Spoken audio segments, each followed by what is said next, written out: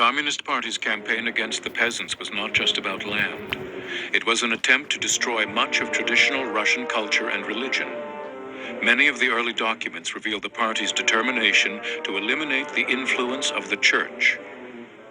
The man-made religion of communism could tolerate no rivals. The belief in God had to be destroyed. It was a holy war, but a war against the idea of the holy and the sacred, against the demands of conscience and a morality beyond politics.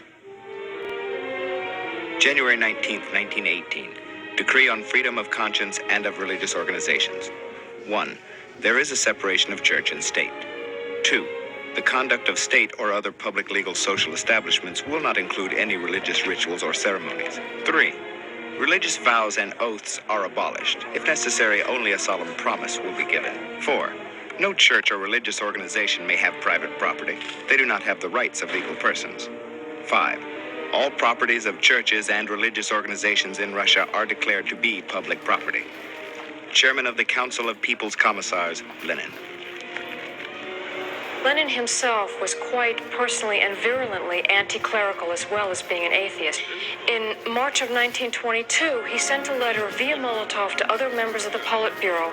In it, he talks about combating religion in a village called Shui, where the Red Army had been disarmed by the peasants, outraged at them going into a church and removing property. To Comrade Molotov, for the members of the Politburo, please make no copies for any reason. In regard to the occurrence at Shua, it is necessary right now to make a firm decision about a general plan of action. Now and only now, when people are being eaten in famine-stricken areas and hundreds, if not thousands of corpses lie on the roads, we can and therefore must pursue the removal of church property with the most frenzied and ruthless energy, and not hesitate to put down the least opposition, in order to secure for ourselves a fund of several 100 million gold rubles. Therefore, I come to the indisputable conclusion that we must precisely now smash the Black Hundred's clergy most decisively and ruthlessly and put down all resistance with such brutality that they will not forget it for several decades. The campaign for implementing this plan I envision in the following manner. Send to Shua one of the most energetic, clear-headed, and capable members of the All-Russian Central Executive Committee. In Shua, he must arrest not less than several dozen representatives of the local clergy and the local petty bourgeoisie. Immediately upon completion of this task, he must return to Moscow and personally deliver a report to the full session of the Politburo. On the basis of this report, the Politburo will give a detailed directive to the judicial authorities that the trial of the insurrectionists for opposing aid to the starving should be carried out in utmost haste and should end with the shooting of a very large number of the most influential and dangerous of the Black Hundreds in Shua, and if possible not only in this city, but even in Moscow and several other ecclesiastical centers. So Lenin says that now when there is starvation in Russia, using this as an excuse, we can expropriate church valuables, saying they are to be sold for famine relief. When what we're really doing is creating a big fund to promote communism abroad. We, the Bolsheviks, have to destroy this generation so that future generations will never forget this. It was after this letter of Lenin that mass persecution of the clergy began. So, after this, what do you expect me to think of Lenin? These two photographs are very vivid, very sad testimony to what the anti-religious campaigns did to Russia and the whole Soviet Union throughout the 70 years the Communist Party was in power.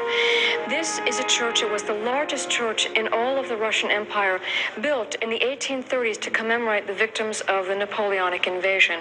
It was a beautiful church a few miles down the river from the Kremlin in Moscow, and it was decorated by some of Russia's most eminent painters, including Vrubel and Voznetsov. In 1934, when Stalin was rebuilding the city in order to put in the metro and erase traces of the imperial past, he had the church blown up. He decided to make this the site of the largest statue in the world to commemorate Lenin and the Third International. When the engineers went to build the foundations of the statue, they curiously found that the foundations kept sinking. And it turns out that, of course, this plot of land next to the river was over a tidal basin and was unable to support the weight of the world's largest statue, although it had, for 100 years, held the weight of possibly the world's largest church. Frustrated in his plan, shall we say, to build this statue, he decided to build the world's largest outdoor swimming pool. And to this day, it's a very large swimming pool in Moscow. In the wintertime, it has a microclimate over it, a fog, and it's believed that many people have lost their lives swimming in this pool in the wintertime. The Muscovites refer to this as a sign of the wrath of God. Marxist materialism was the official ideology of the revolution. Anti-religious demonstrations were at the heart of the party's ideological struggle against the traditional faith and individualism of the Russian peasant. It was a tenet of the Orthodox faith that their saints were physically incorruptible, so the remains and relics of saints were displayed and mocked as part of the ongoing campaign to re-educate the people. It was a war against the very concept of the sacred.